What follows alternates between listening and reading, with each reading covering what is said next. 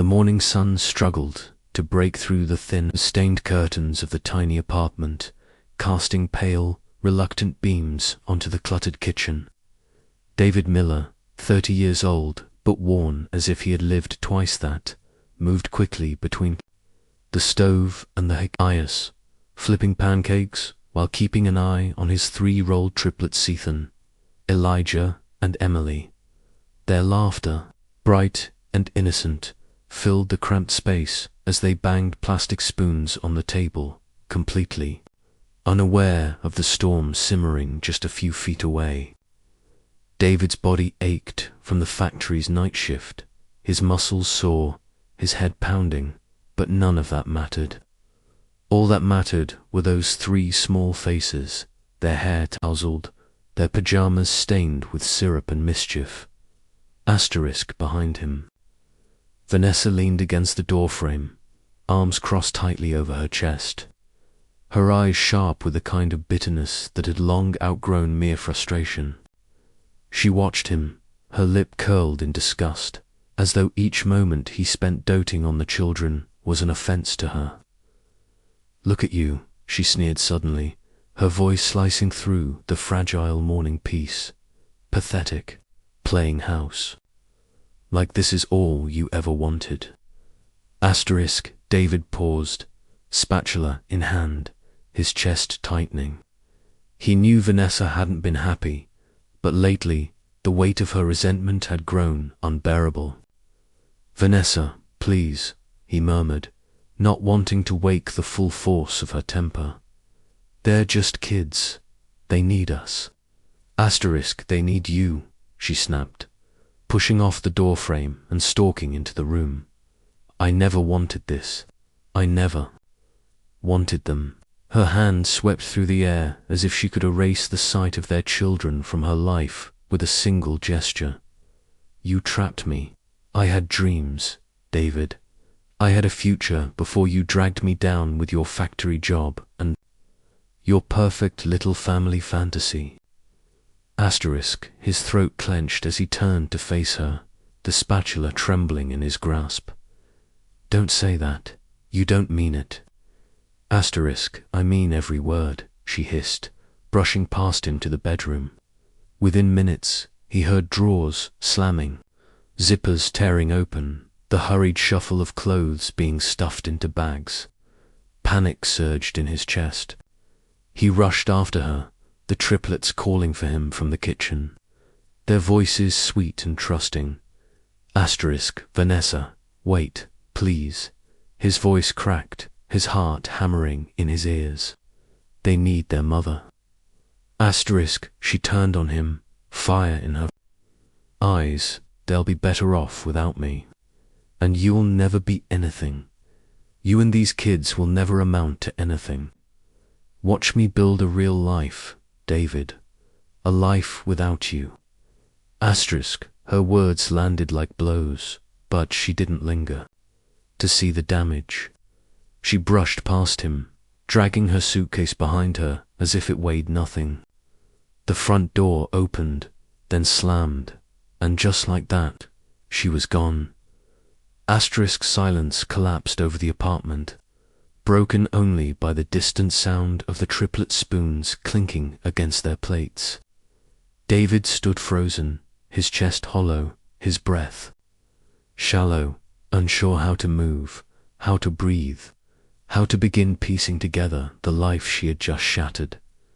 Asterisk. But somewhere, beneath the shock and the ache, a quiet resolve flickered to life. This would not be their end. This was only the beginning. Asterisk. Mark Miller's life had been a quiet war, daily battle fought in factories, late-night cleaning shifts, and small-town repair shops, all to keep food on the table for his children. In the years after Vanessa's sudden departure, there was no time to grieve, no space to collapse. He became both mother and father to his triplets, pouring every ounce of his weary strength into their survival. Flashbacks trace the map of his sacrifices, long nights where he stitched torn clothes by hand, early mornings spent flipping pancakes, just as he had when they were toddlers. Afternoons racing between two jobs, always arriving minutes too late for school plays or missed birthdays. Yet the one thing he never missed was their need for him. Even when his hands were rough with grease and his pockets painfully empty, his children never doubted his love. He couldn't offer them toys or grand vacations, but he built them a home thick with loyalty, honesty, and a father's quiet, relentless devotion. Vanessa had vanished without a trace, cutting off all contact. As if erasing her past, Mark had called, written letters, begged for answers that never came. He waited, year after year, hoping she'd return or at least remember the children she left behind. But Emily, who once scribbled crayon drawings for her mother, who cried for her in the dead of night, learned to stop asking. They all did. Life, they realized, would move forward without her. The triplets grew in the shadow of their mother's absence, each carving their own path through the weight of their father's sacrifices. Ethan, the eldest by a few minutes, carried the mantle of protector with a natural steadiness. He was logical, dependable, the one who made sure the bills got paid when Mark forgot, who quietly shielded his siblings from the worst of their struggles. Ryan, the middle child, grew hard around the edges, his rebellion a fierce armor against disappointment. He pushed against rules, against expectations, even against his father. But beneath his defiance was a heart desperate not to be abandoned. Again, and then there was Lily, the youngest, whose brilliance seemed out of place in their small, battered world. She found beauty where others saw brokenness, sketching designs on scraps of cardboard and dreaming of spaces filled with light and purpose. Sensitive and observant, Lily understood more than she ever said. Her bond with her father quietly stitched through moments he was too tired to notice. Mark did his best, but he always felt he was failing them. He missed recitals, science fairs, football games, always stuck at the garage fixing someone else's problem, while his own children played two empty seats. Yet they never resented him. They understood, even as kids, that survival came with sacrifices. Their birthdays were humble boxed cake mixes and second-hand gifts. But their home pulsed with something money couldn't buy: unwavering love, and a sense that they could weather anything as long as they faced it together. Now in their mid-20s, the triplets have grown into adults, shaped by scarcity and bound by deep, unshakable loyalty to one another and to the man who raised them. Ethan works in finance, balancing cold calculations with a quiet need to care for his family. Ryan has carved out his space in construction, his hands building the kind of stability he once thought he'd never find. Lily has blossomed as a designer. Her childhood sketches transformed into a career, though she keeps her success modest, almost hidden from her father. They've built more than Mark ever dreamed, more than he believes possible for them. Yet he remains the same, a humble small-town mechanic, his back sore from years of labor, unaware of the quiet empire his children have crafted around him. He still drives the same rusted truck, still eats alone in the same weathered kitchen, still believes his life amounts to a little more than survival. What he doesn't know is that the seeds he planted in exhaustion and quiet sacrifice have grown into something extraordinary, something that is about to change all of their lives. 2 decades had passed like a slow, aching heartbeat when Emily suddenly reappeared, stepping into Mark's small-town garage, as if time itself had simply paused for her. She didn't look like a woman who had vanished into silence. She looked like someone who had conquered the world. Her tailored cream blazer, the way her heels clicked sharply against the concrete, the delicate glint of her gold jewelry, everything about her screamed wealth, sophistication, power. Mark stood frozen beneath the hood of an old truck, his wrench slipping from his oil-slicked hand as their eyes met for the first time in 20 years. His heart thudded painfully in his chest, but she simply smiled a soft, polished expression that didn't reach her eyes. She said his name like it was a question, like she wasn't sure if the man standing before her was still the one she left behind. "Mark," she breathed, stepping closer. "It's been so long." Her voice caught, just slightly. "I've missed you. I've missed all of you." He wanted to scream. He wanted to throw her out. But the words stuck like gravel in his throat instead. He stared at her, his mind racing, torn between disbelief and the sharp pull of something more dangerous hope. She talked quickly, spinning a story of regret, of sleepless nights spent thinking about the family she abandoned. She said she'd made a mistake, that life had spiraled in ways she never expected, that she wanted a second chance to know the children she left behind. Her voice trembled in just the right places. But Mark, though his heart faltered, sensed the hollowness beneath her carefully chosen words. It didn't take long for the truth to surface. Her new husband, a wealthy entrepreneur, had died unexpectedly. But instead of leaving her set for life, he left her drowning in unpaid debts and legal battles. The money was gone. The mansion, the cars, the lifestyle all slipping through her fingers like sand. Desperation had driven her back, but she hadn't come for Mark. She had come for the children. What Emily had discovered, perhaps through some carefully placed questions or late-night internet searches, was that the Triplets tech startup, a company they had built quietly, humbly, behind the walls of Mark's weathered home, was on the verge of $1 billion valuation. It wasn't just successful, it was transformative. And now, when Emily's world was crumbling, her forgotten family suddenly looked like salvation. She wrapped herself in the image of a repentant mother, but Mark could see the cracks. He could hear the sharpness behind her practiced sorrow. The way she subtly inquired about the company structure, the ownership shares, the legal protections. She was here with a purpose, and it had nothing to do with love. Yet even as the old wounds bled anew, Mark found himself wavering. Part of him still remembered the girl he fell in love with, the woman he once fought for. Part of him still wanted to believe she had changed. He had spent 20 years building his life around her absence, teaching the kids to live without her, convincing himself he hated her, but now she stood before him, saying all the words he used to pray to hear. His gut screamed to protect his children, to push her out, to lock the door. But his heart, the stupid, faithful thing, clung to the ghost of the family he had once imagined. Mark hesitated, unsure whether to tell the Triplets. He knew how it would tear them apart, how the return of the mother who abandoned them would ignite every buried hurt, every unanswered question. He considered keeping her presence a secret, giving himself time to figure out what she truly wanted. But Emily moved faster than he did.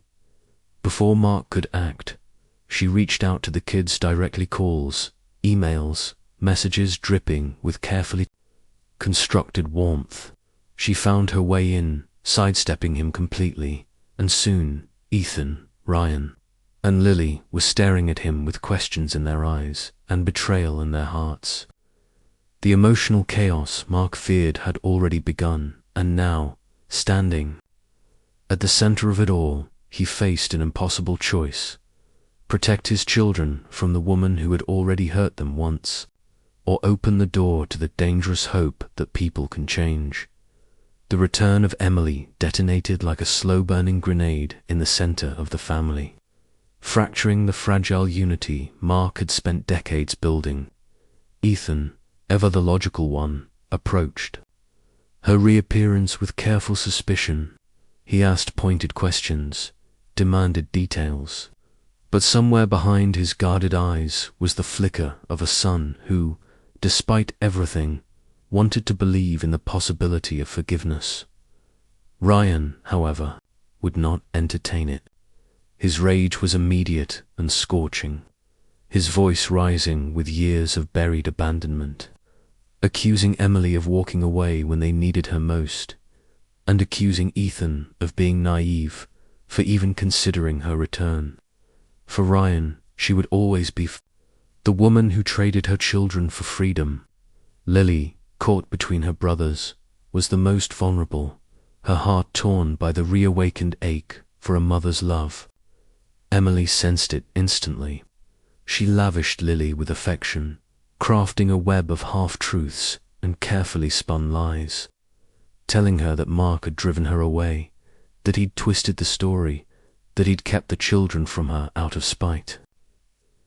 Emily painted herself as the victim, the mother who had always wanted to come back but was cruelly shut out. Slowly, her manipulation began to work. Mark's world began to tilt as he watched his children, one by one, start to question the very foundation of their past. Conversations grew tense, memories were second-guessed, and the house that once stood steady on love now felt like it was balancing on fault lines. Mark found himself alone at the edge of their family, his warnings dismissed as bitterness, his years of sacrifice overshadowed by the sudden, glittering promise of a mother who had returned from the void. The fracture deepened when Emily, ever calculated, discovered confidential details about the triplets. Tech, startup proprietary information she quickly positioned to sell to a rival company for a substantial payout. Her greed, veiled in warmth, became a ticking clock that only Mark seemed to hear. Ethan and Ryan's growing feud splintered into open warfare. Ethan argued that people change, that forgiveness was strength, while Ryan raged that trusting her would destroy them all.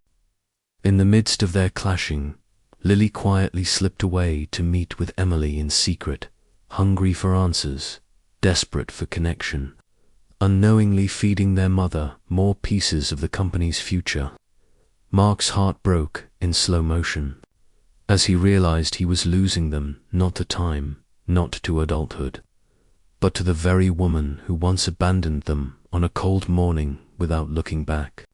After years of missed birthdays, lonely dinners, and back-breaking work, the life he had protected with everything he had was slipping through his fingers. And this time, his love might not be enough to hold it together. Emily's betrayal unfolded, like a silent storm, creeping into the very heart of the family before any of them could see it coming. With the insider knowledge she had carefully drawn from Lily and guarded, details shared in quiet conversations when Lily was most vulnerably maneuvered herself into position to sell the triplets, intellectual property to a rival corporation. It was a surgical betrayal, cold and calculated, aimed not just at siphoning off their wealth, but at dismantling the legacy they had built together. Emily had never intended to be part of their family again. She intended to take what she could and vanish, just as she had before, but this time with something far more valuable. Mark discovered the plan by accident, almost too late. A half-overheard phone call, inconsistencies in paperwork, offhand comment about a strange request for confidential files that never should have left their circle. Piece by piece, the puzzle came together until the sickening truth was impossible to ignore. But Mark didn't confront Emily in a blaze of anger. He didn't drag her into the middle of the street or demand explanations. Instead, he made a quiet, agonizing choice. He went directly to the company's board of directors and offered up the one thing he had left, his small but crucial financial stake in the company. The only material reward he had gained from decades of sacrifice and hardship. By surrendering his share, He effectively stripped Emily of any path to power. He secured the company's internal protections, locking her out forever, even as it meant sacrificing his own foothold in the future his children had worked so hard to build. It was the ultimate act of love, silent, unseen, and without expectation of gratitude. But fate wouldn't let the truth stay buried. Lily stumbled across it by accident when she found an old box tucked away in the back of the house, a weathered container filled with unsent letters, returned envelopes, and photographs carefully preserved but never shown. Letters Mark had written to Emily over the years, pleading with her to come home, to be part of their lives. Letters that had gone unanswered, unopened, tossed aside. In the pile, she found legal documents that proved Mark had always tried to keep the family together, despite what Emily had told her. Every story Emily had whispered into her ears, every lie about Mark being the reason she left, unraveled like decaying thread in Lily's trembling hands. When the confrontation finally came, it exploded with years of buried anguish and fury. The family gathered in the living room, an accidental battleground where silence hung like a coiled spring. Emily's face was carefully composed, but the tremor in her hands betrayed her. Mark stood off to the side, resigned but steady, while Ethan paced like a man teetering on the edge of rage. Ryan didn't hold back. You left us, Ryan hissed, his voice breaking with the weight of 2 decades of pain. And now you've tried to destroy us again. Emily's mouth opened, a flimsy protest on her lips, but Ryan's hands clenched at his sides, his breath coming hard. Do you even know what it cost him to keep us alive? Do you even care? We waited for you. We waited. His voice cracked, raw and sharp. You don't get to come back and tear us apart because your perfect life fell apart. Lily, tears streaming down her face, held up one of the faded letters, her voice trembling as she whispered, You told me he pushed you away. You said he didn't want you, but these he couldn't finish, choking on the betrayal. You lied to me, Lily. I was trapped. I didn't know what to do. Emily's voice faltered as the walls finally closed in around her. I made mistakes, but I came back because I missed you. You came back because you wanted what we built. Ethan cut in coldly, his voice like steel. You didn't come back for us. You came back for the company, for the money, for yourself. The weight of their unified rejection settled like iron in the room. Emily's gaze darted desperately between them, her armor of charm and manipulation cracking at last. She reached for Lily, but Lily stepped back, shaking her head in disbelief and heartbreak. Ryan's eyes glistened, but there was no softness left in them. Ethan crossed his arms, his silence louder than Ryan's screams. You're done, Ethan said quietly. You don't get another chance. Panic flickered across Emily's face. Please, she whispered, please, I just wanted But there was nothing left to say. They turned away from her, all 3 of them. A silent verdict rendered by the children she had once abandoned and had now lost for good. Her lies, her schemes, her desperate grab for security had left her more alone than ever, a woman without a family, without a fortune, without a future. Mark watched her as she crumbled, his heart heavy, but no part of him moved to comfort her. He had nothing left to give her. She was a ghost now, a shadow slipping out the door, leaving them once more, but this time not by choice. As the door closed softly behind her, Mark finally exhaled, a quiet release of years of weight. His children turned to him, and though there were still scars, still things to mend. They stood together, stronger in what remained. The life he had fought for, the love he had poured into them, had not been wasted. He hadn't lost them. In the weeks that followed Emily's final departure, the weight that had threatened to crush Mark's heart slowly began to lift. The triplets, each carrying their own mix of guilt, grief, and hard-earned clarity, came to him not as wounded children, but as adults who finally saw him fully. They apologized, each in their own way. Ethan spoke first, his voice steady but laced with remorse, thanking Mark for protecting them even when they didn't know they needed it. Ryan's apology was rough, nearly swallowed by his pride, but his eyes held a vulnerability that spoke louder than his words. Lily, tearful and trembling, simply wrapped her arms around Mark and whispered, "I'm so sorry I doubted you." They invited him to join them as a formal board member of their now fully self-owned company, a place where his voice would not just be heard, but valued. For the first time, Mark wasn't just their father, he was their partner, their equal. Part of the empire they had built from nothing but love, grit, and survival. Together, they made a decision that surprised even themselves. In a gesture of bittersweet justice, they created a scholarship fund in Emily's maiden name. It wasn't to honor her, it was to reclaim the narrative.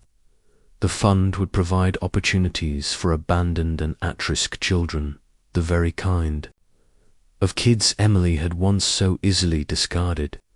It was their quiet answer to her betrayal, a living legacy that would outlast her, transforming her name into something that gave instead of took. Mark, who understood the depth of this gesture more than anyone, said nothing when they presented the idea. He only nodded, a small flicker of pride warming his chest, knowing this was the family's way of closing the wound on their own terms.